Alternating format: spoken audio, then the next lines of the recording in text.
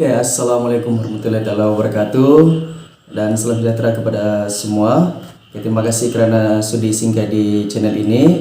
Oke, seperti yang saya janjikan, dalam video ini saya akan menjelaskan tentang cara mengukur bearing. Pada video yang lepas saya sudah jelaskan tentang arah mata angin, dan juga cara menentukan arah mata angin menggunakan matahari dan juga menggunakan kompas. Jadi itu belum habis lagi bab 1. Jadi hari ini dalam video ini saya akan habiskan bab 1 ini, tajuk subtopik terakhir yaitu bearing. Oke, apakah yang dimaksudkan dengan bearing? Jadi dengan perkataan bearing itu saja sebenarnya tidak ada banyak maksud. Tapi bagi orang biasa dengar bearing itu terdapat pada tayar. Jadi bola besi itu yang disimpan dalam casing tayar, fungsinya ialah untuk melancarkan putaran roda dan juga tayar. Jadi dengan adanya bearing itulah baru kendaraan yang ada roda dan tayar dapat bergerak dengan lebih pantas dan lancar. Itu fungsi bearing. Tapi bukan bearing itu yang kita mau cerita pada hari ini. Bearing yang kita mau cerita ini dalam konteks geografi. Secara umumnya bearing ini ialah arah, sebenarnya arah yang lebih tepat. Apa bezanya dengan arah mata angin? Kalau arah mata angin dia lebih kepada secara umum. Kita ada belajar video yang lepas, belajar 4 arah mata angin utama, 4 arah mata angin sampingan. Tapi bearing ini dia lebih spesifik untuk mengatasi kelemahan yang terdapat pada 8 arah mata angin. Jadi kita nih seluruh sekeliling kita nih ada bermacam-macam arah, tapi ada 8 arah saja yang diberi nama khusus. Tapi sebenarnya sekeliling kita nih, satu bulatan nih, kita ada 360 derajat. Jadi kan kita mau bagi 360 nama kan untuk setiap arah tuh. Jadi itu fungsinya bearing di sini. Jadi apa itu bearing? Saya akan jelaskan sebentar lagi. Oke guys, kita sambung pelajaran kita yaitu 1.4 bearing, bearing sudutan. Apakah yang dimaksudkan dengan bearing? Menurut buku teks geografi tingkatan 1, 1.4 ini, arah satu tempat dapat ditentukan dengan menggunakan bearing. Jadi kita menentukan arah menggunakan bearing. Sebelumnya kita guna arah mata angin kan, ada nama dia, ada 8 arah mata angin. Tapi bearing ialah arah sesuatu objek atau tempat dari satu titik rujukan. Saya ulang, bearing ialah arah sesuatu objek atau tempat dari satu titik rujukan. Jadi secara mudahnya ialah, bahasa lebih mudahnya, guna bahasa Sabah sedikit. Biasa kita dengar perkataan dari mana hendak ke mana. Hai, awak dari mana hendak ke mana? Itu biasa dengar di TV itu kan. Dari mana itu adalah titik rujukan. Hendak ke mana itu adalah arah. Jadi arah suatu objek dari satu titik rujukan. Dari mana? Dari mana itu titik rujukan. Dan hendak ke mana itu arah suatu objek atau tempat. Contoh lain, contoh dalam perbulan seharian kita. Kau dari mana? Saya dari kampung. Mau pergi mana? Mau pergi Pekan. Jadi dari kampung itu kampung itu adalah titik rujukan. Mau pergi Pekan, itu adalah arah. Jadi dari Pekan, dari kampung hendak ke Pekan itu apa arah dia? Jadi arah dia biasa kalau kita guna arah mata angin dia kurang tepat. Jadi kita untuk lebih spesifik lagi kita gunakan bearing. Jadi unit yang digunakan dalam sistem bearing ialah darjah. Jadi semuanya kita ada 360 darjah. Jadi arah kita nih ada 360 darjah. Jadi sebelum ini kita guna apa? Utara, timur, selatan, barat kan. Itu kurang spesifik. Untuk kasih detail sedikit, kita guna arah mata angin sampingan, timur laut, tenggara, barat daya, barat laut. Tapi belum cukup spesifik, jadi kita gunakan sistem bearing. Jadi bearing sudutan ialah bearing yang diukur dari arah utara, yaitu 0 darjah, mengikut arah pusingan jam. Ikut arah pusingan jam. Contohnya timur. Timur berada di bearing 90 derajat, selatan 180 derajat, barat 270, dan 360 ataupun kosong adalah arah utara.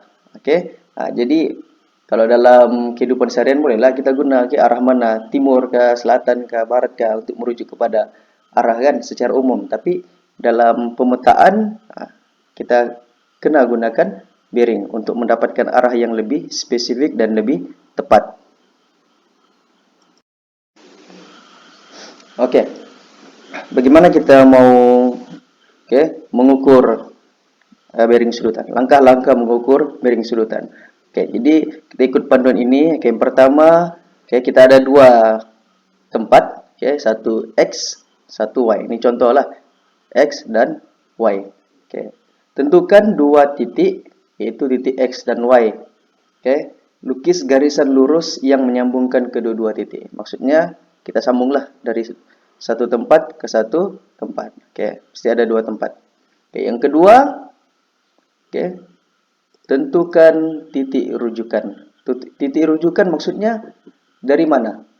Mau bergerak dari mana? Dari X ke Y atau dari Y ke X? Jadi bila kita tentukan titik rujukan kita X ialah titik rujukan kita ialah X, maksudnya kita dari X hendak ke Y.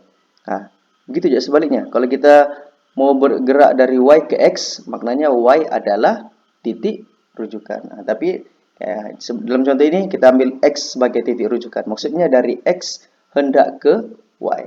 Dari X hendak ke Y. Lepas kita tentukan titik rujukan, kita buat arah mata angin utara, selatan, timur, barat nih, tepat 90 derajat.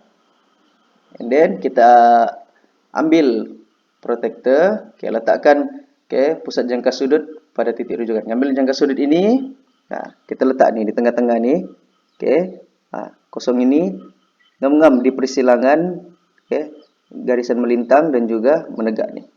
Jadi ngam-ngam di titik X ini kita ukur berapa bearingnya dari 0 derajat, dari utara. Ukur dari 0 sampai 90 sampai ke 120.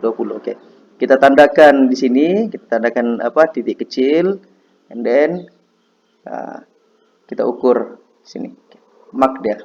Jadi kita sudah dapat 120 derajat. Lepas kita dapat 120 derajat tuh, barulah kita tahu. Kita catatkan di situ, tulis 120 derajat, itulah adalah bearing dia. Jadi cara dia mudah saja. Saya ulang semula. Tandakan, garis sambungkan dua titik itu, X dan Y, ataupun dua tempat itu dan satu garisan lurus. Tentukan titik rujukan, dari X dan Y buat arah mata angin, dan ukur menggunakan jangka sudut. Kita dapat sudah dia punya arah. Bagaimana pula dengan bearing yang lebih daripada 180 derajat? Kan protektor kita biasanya 180 derajat saja, separuh saja kan. Jadi caranya mudah saja. Ikut seperti langkah yang tadi. Lukiskan garisan lurus yang menyambungkan titik P dan Q. Jadi dalam contoh ini kita guna titik P dan Q. Jadi Q adalah titik rujukan, P adalah arah dia, objek atau tempat dia. Jadi dari Q hendak ke P, apa arahnya? Yang kedua, lukis arah mata angin pada titik Q. Jadi Q dipilih sebagai titik rujukan. Dan yang ketiga, ukur dari arah selatan ke titik P. Kalau macam tadi, kita kira dari kosong nih kan, sampai bawah nih, dari utara ke selatan. Tapi di sini, di sebelah pula kita ukur dari bawah, dari selatan ke utara. Di sini contohnya, kita ukur, kita dapat sudah 120 derajat. Jadi dari selatan ini, dari 180 ini, ke P ini tambah lagi 120. Jadi keseluruhannya 180, 180 tambah lagi 120. Jadi semuanya berapa? Kita 300 derajat. Jadi ke arah P dari Q ialah 300 derajat. Bearing dia 300 derajat. Kita ambil juga yang dari sini. Mudah kan? Nah, jadi 180 tambah 120. Oke, tadi saya sudah jelaskan cara-cara langkah-langkah untuk mengukur bearing. Jadi apa sebenarnya kegunaan bearing nih? Jadi kalau Anda perasan sebenarnya dalam kompas tuh ada sebenarnya nomor-nomor, oke? 360 derajat. Oke, ada satu garisan-garisan kecil tuh, itu adalah sebenarnya bearing. Jadi yang dilabelkan arah mata angin itu ada 8 saja kan, ada N, North, S, South, dan 6 arah yang lain. Jadi jarum itu, jarum itu kemana arah pergerakan jarum itu, kita boleh ukur bearing dia menggunakan kompas. Jadi pada kompas itu kita boleh mengukur bearing. Jadi kompas itu bukan setakat untuk menentukan arah mata angin yang 8 tadi itu, tapi sebenarnya untuk mengukur bearing lebih tepat. Jadi kesimpulannya di sini, menggunakan sistem bearing lebih tepat, daripada menggunakan sistem arah mata angin tadi yang 8 tadi saja. Sebab arah mata angin itu umum saja untuk kegunaan seharian kita, tetapi bearing sangat penting digunakan untuk pemetaan. Jadi bila kita sudah ada peta, kita tahu kita dari mana hendak ke mana, kita sudah ada titik rujukan. Jadi lokasi kita adalah titik rujukan. Jadi lokasi yang kedua ialah arah ataupun tempat yang kita mau pergi. Jadi kita ukur berapa arahnya, berapa kita perlu pusing dari arah utara, arah mana kita perlu gerak. Jadi kita gunakan kompas dan kita ukur dia punya bearing. Jadi kompas itu bukan semata-mata untuk ukur cari mana utara mana selatan, tapi sebenarnya untuk mencari mengukur arah kita. Dengan habisnya tajuk bearing tadi, maka kita sudah lengkap menghabiskan bab 1 geografi kegiatan 1. Jadi saya harap Anda dapat menguasai tajuk ini. Tajuk ini sebenarnya masih sangat mudah, sebab baru bab 1 kan. Jadi kita akan buat kesimpulan, kita imbas kembali apa yang silibus yang terdapat dalam bab 1 ini. Oke, sebagai penutup, kita buat imbas kembali, kita rumuskan apa yang kita telah belajar dalam bab 1 ini. Kita belajar pertama tentang arah, itu arah mata angin. Kita ada 8 arah mata angin, 4 arah mata angin utama, utara, selatan, timur, dan barat. Kita ada 4 arah mata angin sampingan, timur laut, tenggara, barat daya, dan barat laut. Dan juga kedua, kita belajar cara menentukan arah mata angin dengan menggunakan matahari.